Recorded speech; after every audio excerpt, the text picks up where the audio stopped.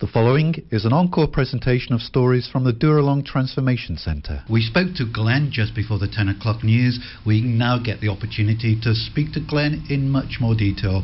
So although I've said it once, I'll say it again. Good morning to you, Glenn. Good morning. Right. Now, you've been at Dooralong, you were telling us, this time round for about 3 months. Yep. You say things are going well. Fantastic, yeah. When was the last time we were able to say things were going well in your life? Well, geez, it's probably the first time for a long time, you know, Yeah. like since I was a kid, maybe, since I was a small child, yeah. So you've had a troubled life. Yeah. When did that trouble start for you? I'd say for me it was around about 5 years old as a child. I had a fairly abusive father and some childhood trauma there, so that's where it all started for me, and I guess my belief systems became very dysfunctional from about that age. From the age of 5? Yeah. Wow. Sort of robs you of your childhood, doesn't Well, it? I lost my safety and security, yeah. Yeah. So you were living in that abusive relationship, but from the age of 5 till you left. Till I left home at 16, yeah. Yeah. Is that why you turned to drugs? I think around about the age of 14, I turned to drugs as a coping mechanism to block my emotions, yeah. Because of all the stuff that was going on at home? Yeah. It was a bit of a release for you and it blotted it out? It was, yeah. Yeah. So what was your drug of choice at the age of 14? At 14 was marijuana. Yeah. And a little bit of alcohol. Yeah. And then by the age of 17, I moved on to amphetamines. That's a big step up in just 3 years, isn't it? Yeah. It's a lot of turmoil and chaos in those years. Yeah. But you felt you needed to do this to keep your sanity, if you like, at home? I guess that was my escape. That's how you rationalised it to yourself? Yeah. So what was it doing to your life?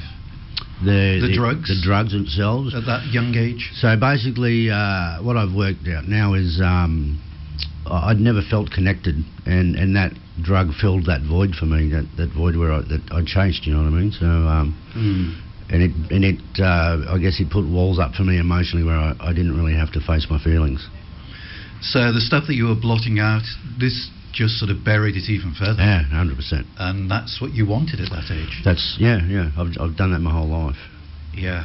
So it was almost a necessity to keep your sanity? It was a coping mechanism, yeah. A coping mechanism. Yeah. What sort of effect did it have on trying to find a job and relationships? Well, I've worked up until 5 years ago and had stable relationships. I was married for 15 years and had 4 beautiful children, so the term bantered around, I guess, a lot by my ex-wife would have been functioning addict. Yeah. Did she try to get you to seek help? You know, I couldn't tell you how many times that poor woman had tried to help me. Yeah. You know, along with previous girlfriends. You know, it was, I guess I was just a bit of a lost cause. So what was your reaction when your wife was saying, "Look, Glenn, you've got a problem. Do something about it"? Well, I guess how I would react to that was I thought that my job was to be a provider, you know what I mean? So I provided housing, food, you know, everyone had clothes and money, and that was my job done, you know. As far as being emotionally available, anything like that, I stepped away from that stuff pretty hard. So you were the hunter-gatherer, you put food on the table, clothing on the back, and that was it, tick that box. A bit like Barney Rubble, yeah. You're a good husband and a good dad. That's what I thought, yeah. Yeah, but emotionally and as far as relationally... No, never available. No. That must have been hard for your wife and your kids. I'd say so, yeah. Living in that environment. Yeah, it's taken... it's taken a toll on one of my children especially, and obviously, you know, my marriage ended, but we're in a good place now as friends. So. Yeah. So how long were you taking these drugs for? You started at the age of 14. Yeah. You said until, a year or so ago, but listeners can't see how old you are, and I wouldn't dare guess. Well, I've been in active addiction for 34 years. 34 years. Yeah.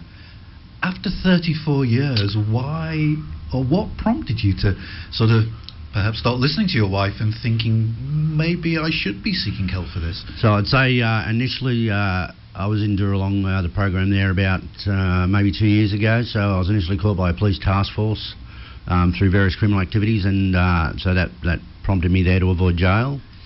Right. The first time around. This time around, it's just time for me to get myself right and get myself together, and I'm doing it for myself. But you went to Dooralong. You haven't been to any other rehabs? No, the Dooralong was my only rehab. So after 34 years, the police sort of suggested, in inverted commas, that you Yeah. go to Dooralong to Correct. avoid any other sort of consequences. So even then, you weren't doing it for yourself, were you?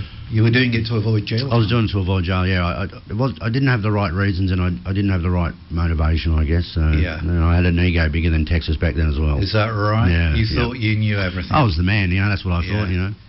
And was there an element, a mindset of, oh, I'll just play the game. If I'll tick a few boxes while I'm here at Dooralong, but Well, I guess how I'll answer that one is I did get a lot of healing done there last time, and I did get a lot of Holy Spirit in me, but I couldn't let my ego go. I couldn't let my past go. I didn't play by the rules back then too well as well. Yeah. So. Christians have this wonderful saying, and I know now you are a Christian, of having to die to self, which means that we have to bury our ego and realise that we're subject to God's sort of power and help. But that takes a long time, and it sounds as if, even though you had that spiritual awakening the first time at Dooralong, there was still a lot of ego with I was Glenn. still a lot of ego attached to that, so I've come back in this time. I'm a very humble man these days. I'm a very spiritual man as well, so Yeah. it's all about checking that stuff out the door and just, doing the next right thing Yeah. for me.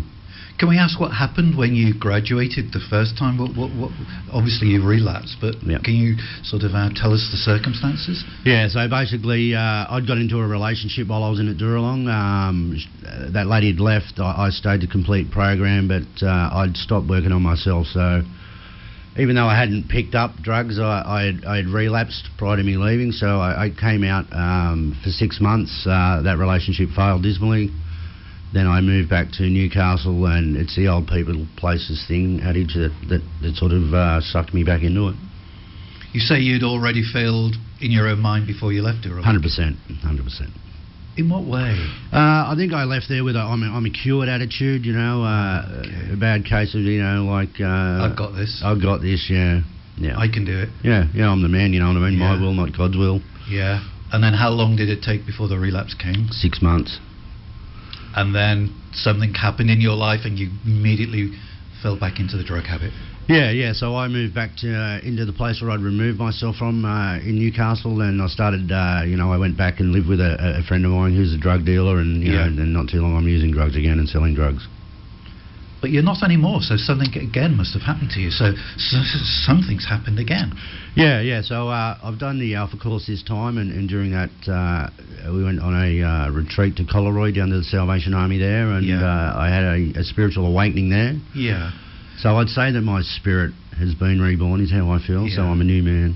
But before you came back to Dooralong for this current time, for the second time, what prompted you to get in touch with Dooralong again? Right, so... Because there was so much ego there. Yeah. So I ended up being homeless, living in a park. I was suicidal.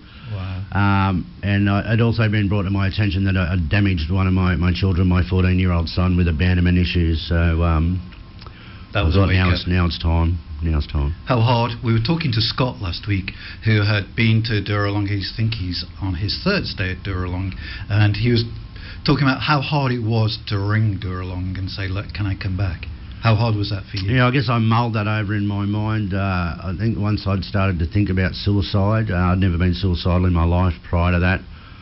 That was the wake-up call I needed. So, yeah, I did struggle with it for a couple of weeks, but, yeah, it was a matter of picking up the phone, and I just rang them weekly. Poor old Sharon there, I must get sick of my voice, but... by the grace of God, I got back in there. It took me about 4 months to get back in, but, I got through that hard time, and here I am today. What was their reaction when you asked, can I come back? Oh, it was fine, you know what I mean? I had all these things in my head due to my previous behaviour that, they wouldn't want me back and I wouldn't be welcome back, but Salvation Army, that's definitely not the case, you know what I mean? Like, they opened me back with welcome arms and... Yeah, we have a God of second, third, fourth, fifth chances. we do. The Salvation Army live that out, don't they? Yeah, 100%. And now you've been back there for 3 months. Correct. And what about the ego? Check the ego at the door on the way in, and it's trying to keep it under control. Yeah, to keep it under control. It still pops its head up every now and then. Of course it does, because we're human. It's a work in progress. It's a work in progress. Yeah. We were talking to Glenn, who told us about his past life and how to blot out abusive issues in his home life. He started taking drugs at a very early age, soon graduated to taking really hard drugs, had been an addict for 34 years. Came initially to Dooralong to avoid jail time. Is that fair? That's fair, yep. Yep. Went initially to Dooralong to avoid jail time. Graduated from the course, but he said his mindset, his ego, me, was just a bit too strong. He's now at Dooralong for the second time, and the really big difference, Glenn, because I've been talking to you for a little while, the really big difference now is the spiritual side of things for you, isn't it? Yeah, it is 100%.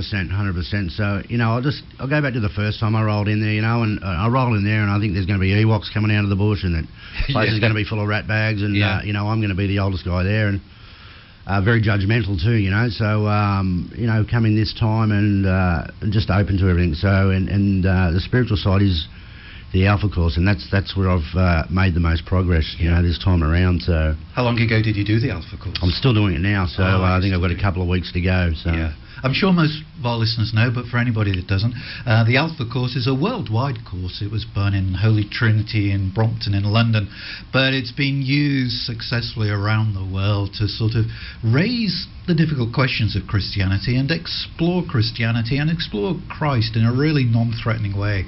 Many people have come to Christ, including Glenn.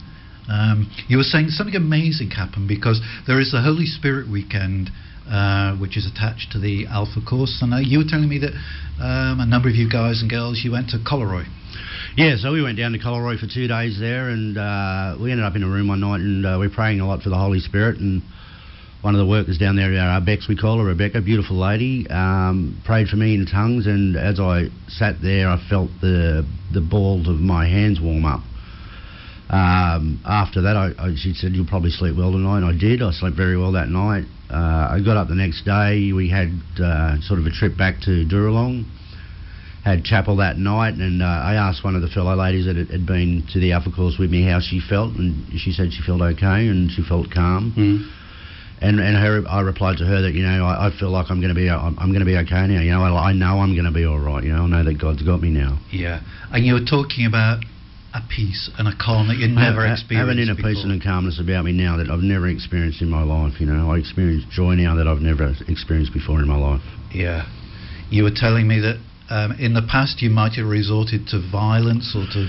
Yeah, I was a pretty violent guy. I would be extremely violent. I would make situations up to become violent, but I guess I used that was a mask that I wore. It was also, in the world that I was associated in, there's no weakness in that world and no vulnerability. So, but it also shows a mind that is suffering so much turmoil and sort of agitation. So for you now to have that peace and that calm, that beautiful serenity. Yeah, it is. It's absolutely amazing. So I guess from the outside, for a lot of my life, if you looked at how I was from the outside, everything looked okay. White picket fence house, all that type of stuff. For me internally, it's been struggle my whole life. So. Yeah. And you're a regular churchgoer? I love church, love North Lakes Church, so shout out to those guys. My 2 daughters attend that with me and enjoy the kids club there. So worship, is something I get pretty excited about. Wednesday nights, it's a bit of a pump up night for me. So I really enjoy it. Yeah, and your family have noticed a difference this second time around compared to the first? 100%. So they're used to this guy's short-tempered, angry, not being emotionally available, all that type of stuff. I guess it'd be a little bit confusing for them at times where there's a father that's now emotionally available, a father that's vulnerable. I'm willing to take on, validate where my flaws, my character flaws have lied in the past. Yeah. And be a good role model, because some of your kids are sort of at that age where they need a good role model. 100%, yeah. Yeah. How easy is it to build that relationship? You did talk earlier about one of your children. He's got trust issues.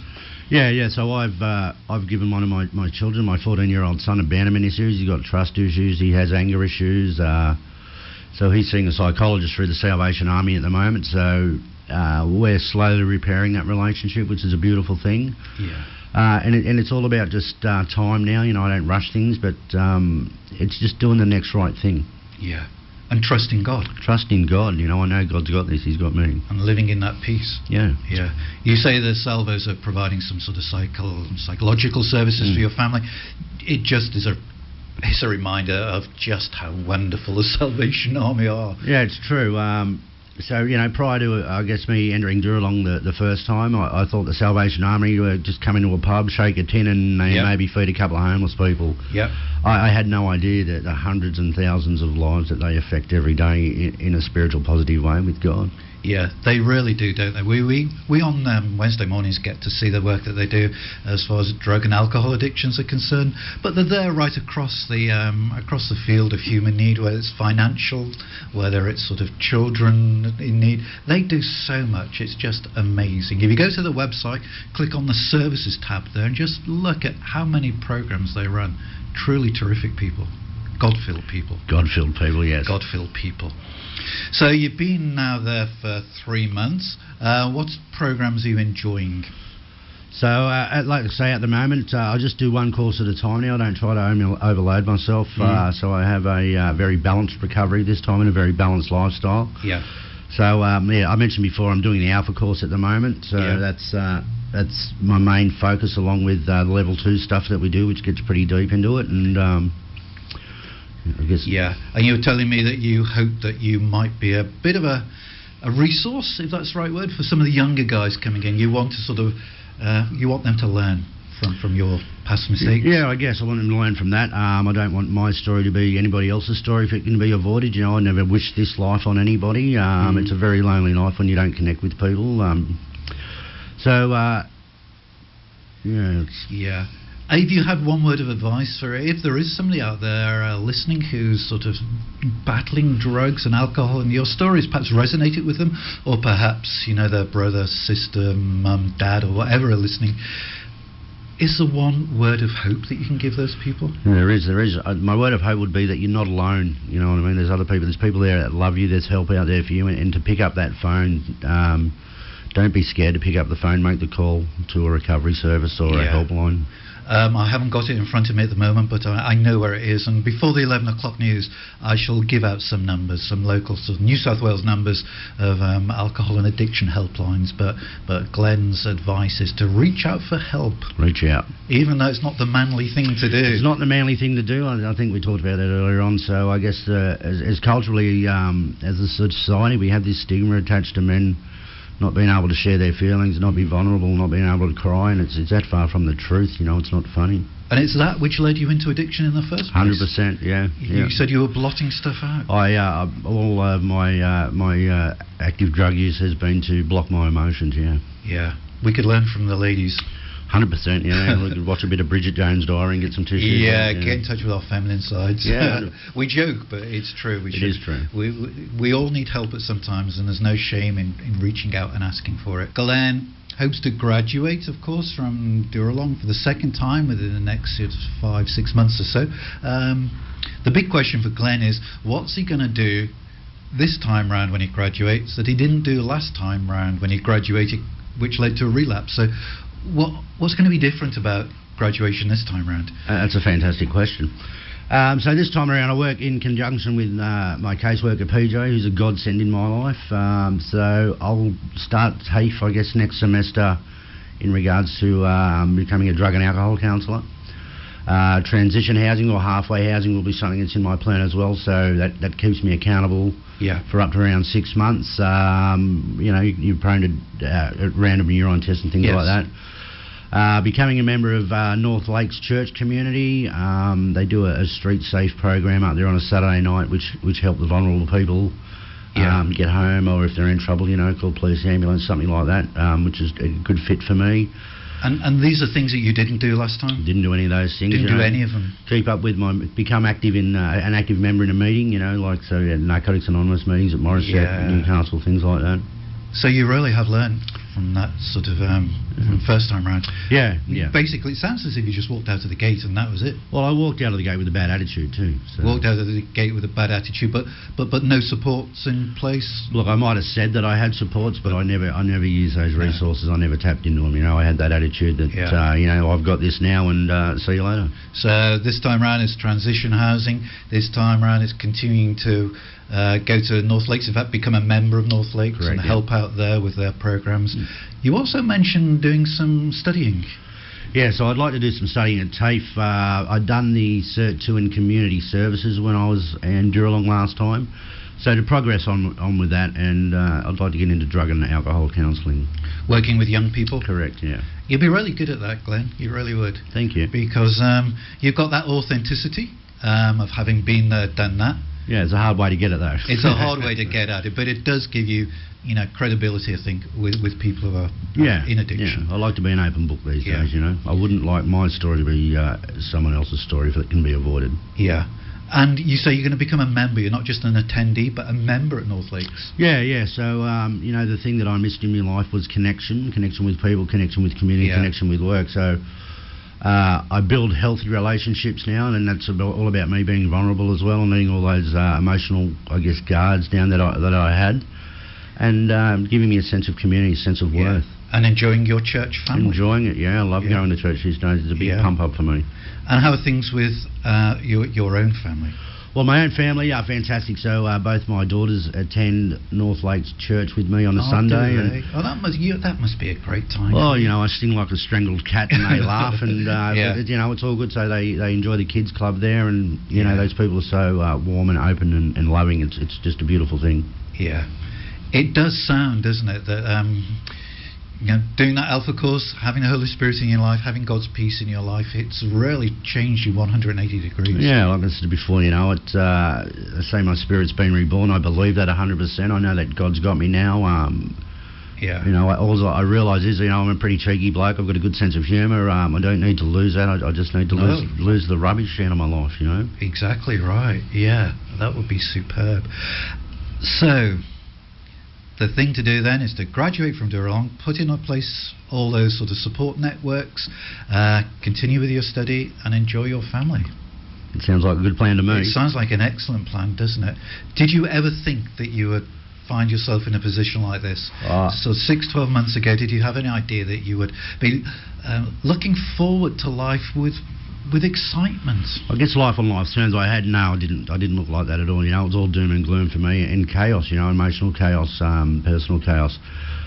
The way that I live my life today with this love and joy that I experience, it's hard to put words into it, to be honest with you. Yeah, well, we won't, because we know what it is, and we're so pleased for you. And we just pray that God will continue to guide you with his hand upon your shoulder, and make sure that you go down those right paths that he's got marked out for you. I'm pretty sure he will. I've let him in, he's let me in, so it's that two-way communication's open. Yeah, that's right. You and God are an item now. We are. Excellent. Okay, thanks so much for coming in. Give our best to everybody at Dooralong. Enjoy your chapel night tonight and your roast dinner. Roast dinner night, thank you. Roast dinner night, chapel night. Thank you very much for having me. Good Days Wednesday. It's been our pleasure. You've been listening to an encore presentation of the Dooralong stories, which can be heard live every Wednesday at 10 a.m.